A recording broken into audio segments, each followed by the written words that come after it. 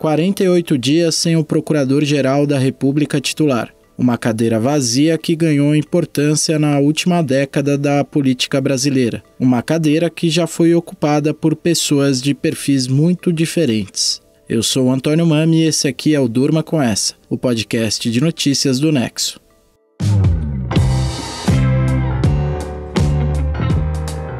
Olá, eu sou o Conrado Corsaletti, estou aqui com o Antônio para apresentar esse podcast que vai ao ar todo começo de noite, de segunda a sexta, sempre com notícias que podem continuar a ecoar por aí.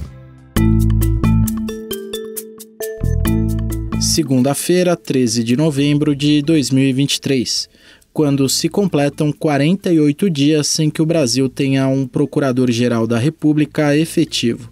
Esse é o maior período em que o país ficou sem ninguém ocupando o posto máximo do Ministério Público da União. Trata-se de um dos cargos mais importantes da estrutura pública federal, responsável, entre outras coisas, por propor ações aos tribunais superiores contra políticos com foro privilegiado, incluindo aí o próprio presidente da República. Cabe a Luiz Inácio Lula da Silva, atual presidente da República, indicar o nome do novo procurador-geral.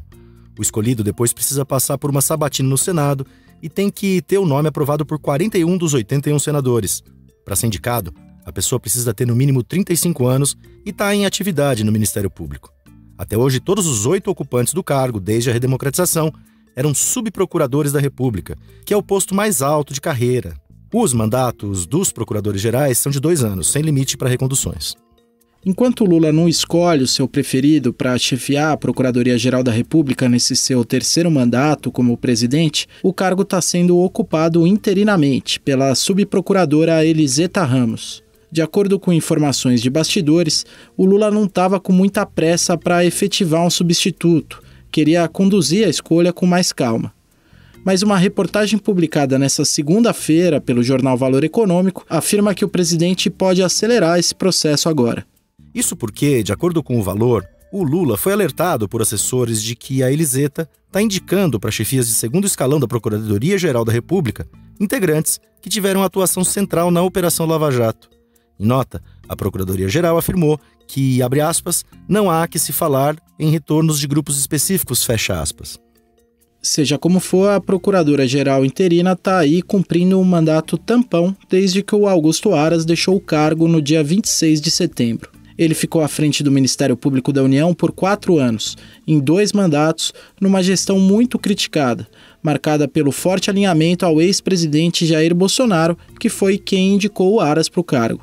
Como procurador-geral, o Aras não viu nas ações do Bolsonaro crimes contra a saúde pública durante a pandemia de Covid-19, nem viu crimes contra a democracia nos ataques infundados do então presidente contra o sistema eleitoral.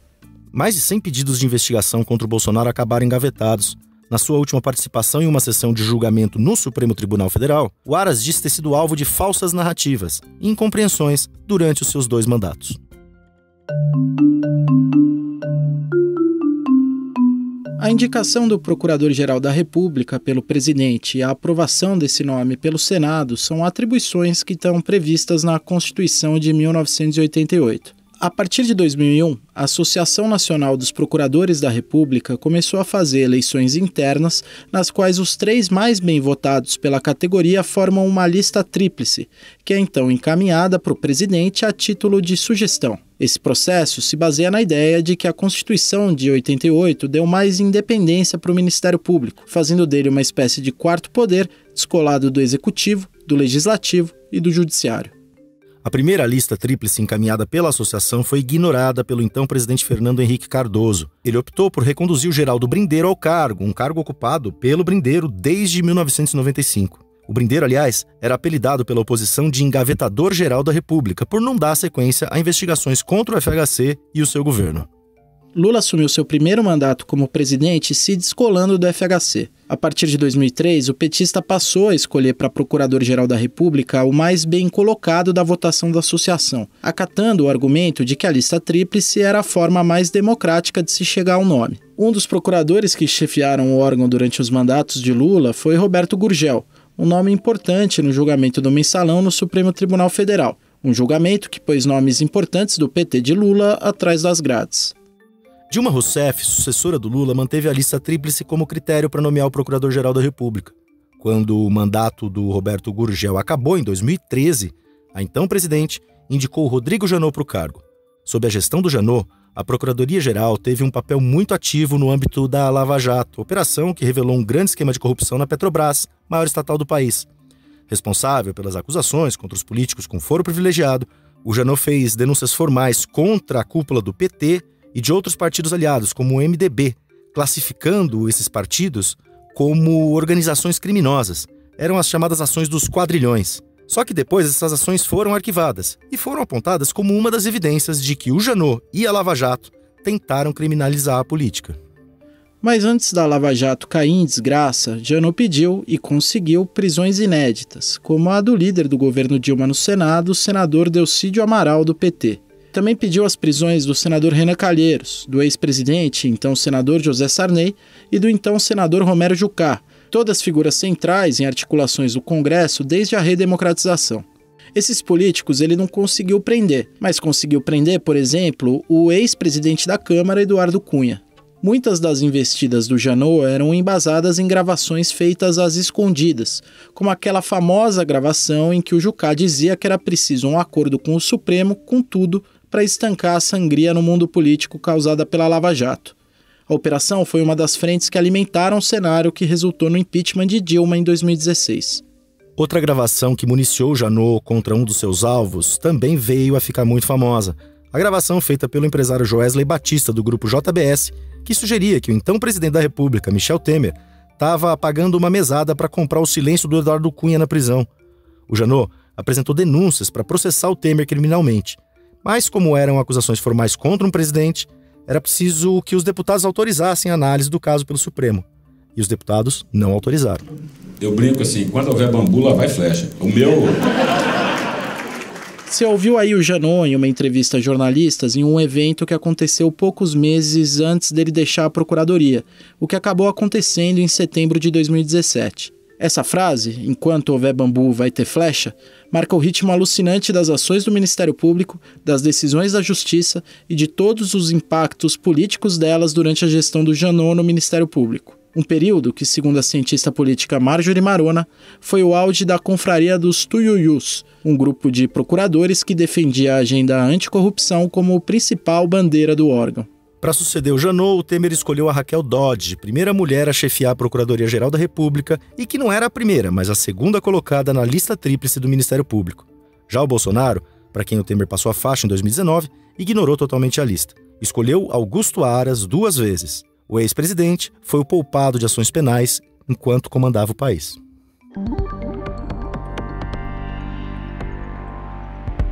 Eu vou pensar muito. O critério vai ser um critério pessoal, de muita meditação, vou conversar com muita gente. Eu só espero escolher, com a graça de Deus, um cidadão que seja decente, digno, de muito caráter, e que esse cidadão seja respeitado pelos bons serviços prestados ao país. Eu não penso mais em lista tríplice. Se ouve aí o Lula numa entrevista em março ao jornalista Reinaldo Azevedo, indicando que vai repetir o Bolsonaro e não vai seguir a lista tríplice. O presidente ficou 1 ano e 7 meses preso por condenação da Lava Jato e assim deixou de disputar as eleições de 2018. Depois, as decisões contra ele no âmbito da operação foram anuladas pelo Supremo. Sem lista tríplice no jogo, a disputa pelo comando do Ministério Público da União se abriu para diversos nomes. Uma disputa que, segundo o sociólogo Fernando Fontainha, da Universidade do Estado do Rio de Janeiro, mescla interesses do governo, do poder judiciário, de parlamentares, partidos, enfim, uma série de fatores. Um dos grupos de interesse envolvidos nessa nomeação, por exemplo, é o PT, o partido do Lula. O presidente já se reuniu com 2 procuradores cujos nomes caem bem aos ouvidos do partido. O Antônio Carlos Bigonha, que é crítico da Lava Jato, e o Aurélio Rios, que tem uma atuação ligada aos direitos humanos e a questões sociais. Lula também teve uma conversa com Paulo Gonet, que é vice-procurador eleitoral, tem um perfil mais conservador e é próximo aos ministros do Supremo Gilmar Mendes e Alexandre de Moraes. São nomes que surgem numa disputa na qual o presidente vai ter a palavra final. Uma escolha que vai passar longe da ideia de independência irrestrita do Ministério Público, uma ideia que marcou os primeiros 4 mandatos de petistas no Palácio do Planalto.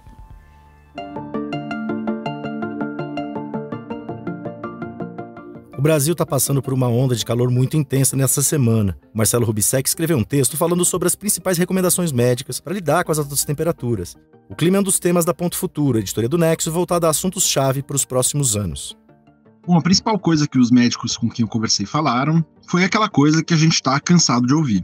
Hidratação. É importante, então, beber bastante água, ou chás, ou sucos naturais, e também evitar refrigerantes, energéticos, bebidas com cafeína e bebidas alcoólicas, que eles disseram que podem mais piorar do que ajudar numa situação de calor extremo. E é importante falar que nesse calor todo, a gente precisa ter uma atenção especial com pessoas com doenças crônicas, idosos, crianças, atletas e pessoas que trabalham ao ar livre, como o pessoal da construção civil e entregadores de bicicleta.